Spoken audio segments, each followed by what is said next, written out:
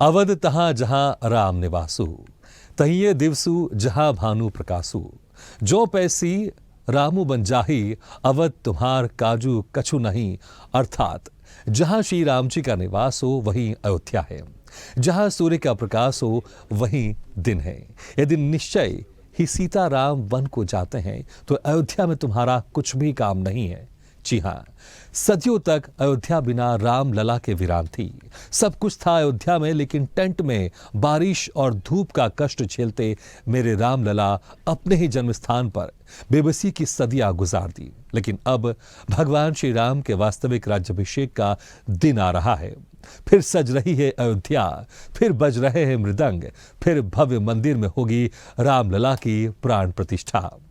22 जनवरी को करोड़ों करोड़ हिंदुओं की आशाओं का दीपक फिर जलेगा, जब आधुनिक दौर के हिंदू हृदय सम्राट, विश्व के सर्वाधिक लोकप्रिय हमारे प्रधानमंत्री और राम मंदिर निर्माण में आ रही बाधा को सरलता से हटाने वाले नरेंद्र मोदी प्राण प्रतिष्ठा में मुख्य यजमान के रूप में शामिल होंगे। अयोध्या के पौराणिक महत्व और इतिहास के तारीखी पन्नों को लेकर पेश है ये खास रिपोर्ट। अयोध्या नगरी राम कथा, अयोध्या नगरी राम कथा, गली गली में किसका नाम, गली गली में किसका नाम। जय श्री राम, चारों ओर है एक ही नाम, जय श्री राम, जय श्री राम। अवध नगरी अयोध्या मूल रूप से मंदिरों का शहर रहा है।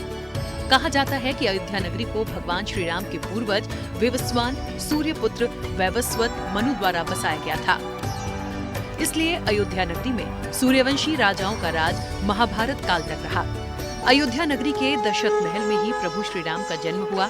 धन्य धान्य और रत्न आभूषणों से भरी इस नगरी की अतुलनीय छटा और खूबसूरत इमारतों का वर्णन वाल्मीकि रामायण में भी मिलता है। इसलिए तो महर्षि वाल्मीकि के रामायण में अयोध्या नगरी की शोभा की तुलना करते हुए इसे दूसरा इंद्रलोक कहा।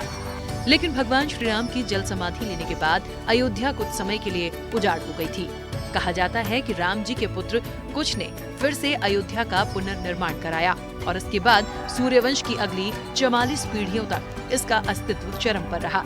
इसके बाद महाभारत काल में हुए युद्ध के बाद भी अयोध्या फिर से उजाड़ हो गई।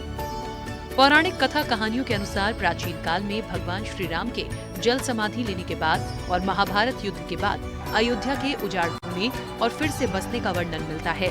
लेकिन श्री राम जन्मभूमि अयोध्या और यहाँ बने श्री राम मंदिर को एक नहीं बल्कि कई बार आक्रमणों का सामना करना पड़ा। अयोध्या को नष्ट करने के लिए मुगलों द्वारा कई अभियान भी चलाए गए। मंदिर में बावरी ढांचा खड़ा किया, भव्य मंदिर तोड़ मस्जिद बनवाए गए, लेकिन प्रभु श्री राम की जन्मभूमि कभी नष्ट न हो सकी। वैसे तो अयोध्या नगरी का इतिहास त्रेता युग से भी पुराना है, लेकिन आपको बताएंगे अयोध्या नगरी में विवाद से लेकर विध्वंस, निर्माण और उद्घाटन तक श्री राम जन्मभूमि अयोध्या के करीब 500 सालों के बारे में।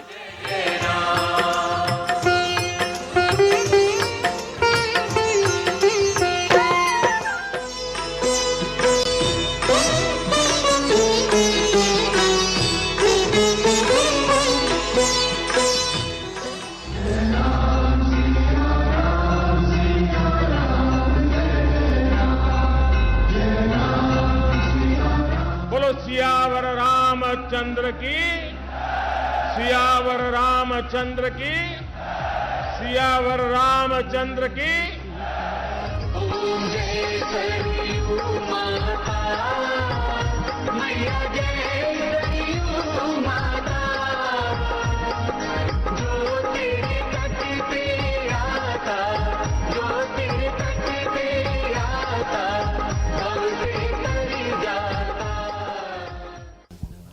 उसका बहुत, जैसे ये कार्य बहुत दिनों के बाद हो रहा है, वैसे राम उत्सव के रूप में ये बहुत भव्य दिव्य रूप से मनाया जा रहा है। और उसमें विशेषकर ये है कि प्राण प्रतिष्ठा है। प्राण प्रतिष्ठा की जो प्रक्रिया है वो पूरी की जाएगी। साथ ही साथ उसमें तमाम जो हमारे यहाँ देवता हैं, ग्रह दशाएँ हैं, ये सभी का जो शांति के लिए वो पहले से उसका पूजा अर्चना अनुष्ठान किया जाता है।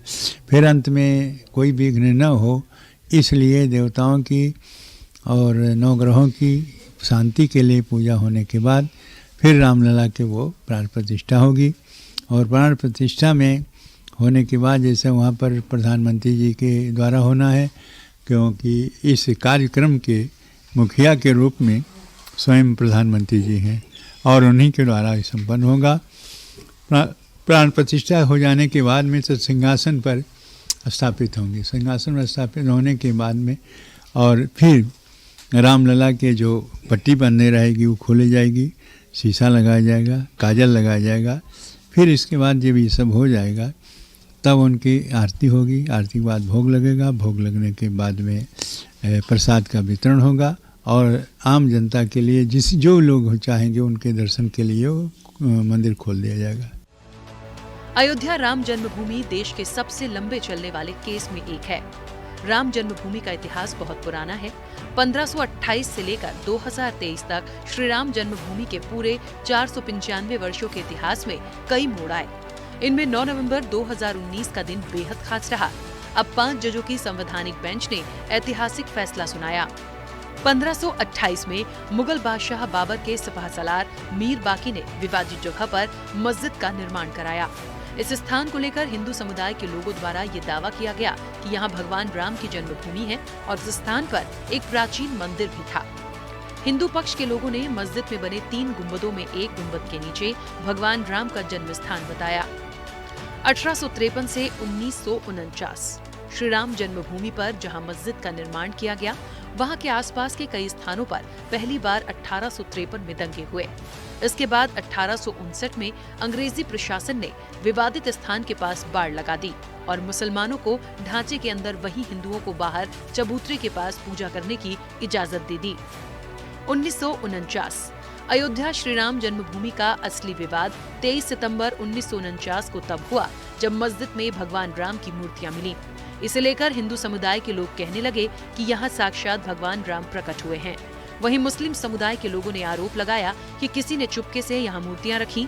ऐसे में यूपी सरकार ने तुरंत मूर्तियों को वहाँ से हटाने के आदेश दिए, लेकिन जिला मजिस्ट्रेट के नायर ने धार्मिक भावना को ठेस पहुँचने और दंगे भड़कने के डर से इस आदेश में असमर्थता जताई। इस तरह से सरकार द्वारा इसे विवादित ढांचा मानकर ताला लगा दिया गया। 1950 फैजाबाद के सिविल कोर्ट में 2 अर्जी दाखिल हुई। इसमें एक तो विवादित भूमि पर रामलला की पूजा की इजाजत और दूसरी मूर्ति रखे जाने की इजाजत पर थी। 1961 यूपी सुन्नी वक्फ बोर्ड ने एक अर्जी दाखिल की और विवादित भूमि पर पोजेशन और मूर्तियों को हटाने की मांग की। 1984 1 फरवरी 1986 में यूसी पांडे की याचिका पर फैजाबाद के जिला जज के.एम. पांडे ने हिंदुओं को पूजा करने की इजाजत दे दी और ढांचे पर लगे ताले को हटाने का आदेश दिया। 1992 ये दंगा ऐतिहासिक रहा। 6 दिसंबर 1992 को वीएचपी और शिवसेना समेत कई हिंदू संगठनों के लाखों कार्यकर्ताओं ने विवादित ढांचे को गिरा दिया। इसमें देश भर में सांप्रदायिक दंगे हुए और हजारों की तादाद में लोग मारे गए। 2002 गोंधरा ट्रेन जो कि हिंदू कार्यकर्ताओं को लेकर जा रही थी, उसमें आग लगा दी गई और करीब 58 लोग मारे गए। इसे लेकर गुजरात में भी दंगे की आग भड़क गई और 2000 से अधिक लोग इस दंगे में मारे गए। 2010 इलाहाबाद हाईकोर्ट ने फैसले पर विवादित भूमि को सुन्नी वक्फ बोर्ड, रामलला विराजमान और निर्मोही अखाड़े के बीच 3 बराबर हिस्सों में बांटने का आदेश दिया। 2011 अयोध्या विवाद पर इलाहाबाद हाईकोर्ट के फैसले पर सुप्रीम कोर्ट ने रोक लगा दी। 2017 सुप्रीम कोर्ट ने आउट ऑफ कोर्ट सेटलमेंट का आह्वान किया और भाजपा के कई नेताओं पर आपराधिक साजिश के आरोप बहाल किए गए। 2019 8 मार्च 2019 को सुप्रीम कोर्ट ने मामले को मध्यस्थता के लिए भेजा और 8 सप्ताह के भीतर कार्रवाई को खत्म करने के आदेश दिए। इसके बाद 1 अगस्त को मध्यस्थता पैनल ने रिपोर्ट पेश की और 2 अगस्त को सुप्रीम कोर्ट मध्यस्थता पैनल मामले में समाधान निकालने कामयाब नहीं रहे। इस बीच सुप्रीम कोर्ट में अयोध्या मामले को लेकर प्रतिदिन सुनवाई होने लगी और 16 अगस्त 2019 को सुनवाई पूरी होने के बाद फैसला सुरक्षित रखा गया।